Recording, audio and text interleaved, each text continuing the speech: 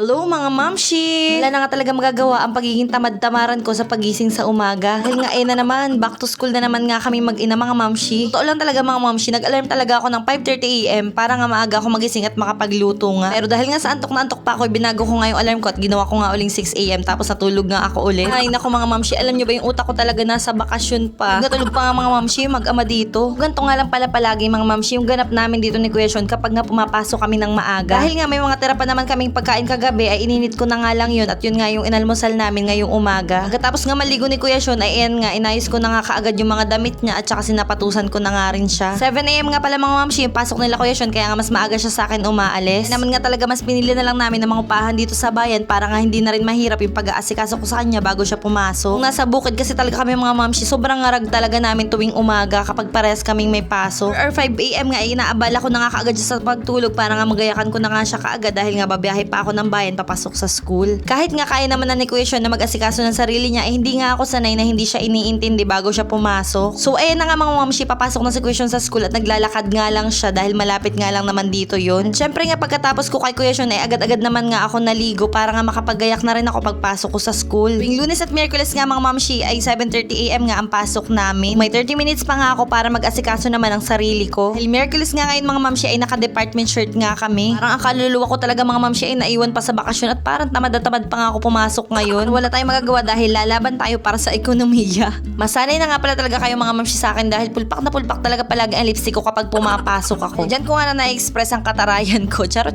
Dun nga pala sa katulad ko na estudyanteng nanay na nag-request nitong vlog ko mga mamshi, ito na talaga sorry at natagalan. Ito na nga pala yung get ready with me ko bago pumasok sa school. Mas hindi nga struggle na version dahil mas struggle talaga nung nasa bukid pa kami mga mamshi. Lalo na nga nung mga panahon na isinasama ko pa si Chantal sa school. So yan, iwan ko na muna sila, bantay muna si Daddy Sherwin kay Chantal. Hirap din mga mamshi dahil hindi nga masyado makapaghanap buhay yung asawa ko dahil nagbabantay nga siya kay Chantal. Sundot-sundot nga lang siya mga mamshi sa delivery kapag nga may nagpapasabay sa kanya kaya sobrang laking tulong talaga sa amin ng pasabay na yan. Kahit papano nga ay nakakaraos kami sa pang-araw-araw namin na pangkain. Buti na nga lang din talaga ay 4 days lamang naman ang aming pasok. So nakarating na nga ako dito sa school mga mamshi at nalimutan ko nga mag-face mask dahil mandatory na nga pala ulit ang pagsusuot ng face mask dito sa aming school. Pero buti na nga lang din kahit papano ay nakaburaot nga ako sa isa sa mga kaklase ko. Pero syempre dahil first day nga ngayon ng klase, nagpasko, nag-New Year. More na naman nga naiwan na chika kaya naman nga for the chika na naman kami dito. Tingnan nyo nga naman mga mamshit talagang halata mo sa mga klase ko na may hangover pa talaga sa New Year. Halos lahat nga yata ng kaluluwa namin ay naiwan pa nung bakasyon. Dahil 10:30 nga kami nakalabas at maaga pa ay nanghiram na nga lang ako ng payong dito kay Chin para nga makapaglakad na lang ako pa uwi. Para hindi na nga rin ako mamasahe dahil sayang pa nga ang 15 pesos ko. Kung mamamasahe pa nga ako palagi pa uwi ay bali 60 pesos nga ang magagastos ko sa pamasahe lamang sa isang araw. Ay ang isa nga lang naman sa mga New Year's resolution ko ay magtipid nga sa taong 2024. 1 PM na nga nito mga mamshi at sabay na nga kami pumasok nitong kapatid ko. Pumunta na nga siya dun sa classroom nila. Mamadali na naman nga ako dahil 4 minutes na naman nga akong late. Haro, Diyos ko. Ay, isa rin nga yun sa mga isasama ko sa mga New Year's resolution ko ang hindi na nga malate sa taong 2024. Ana.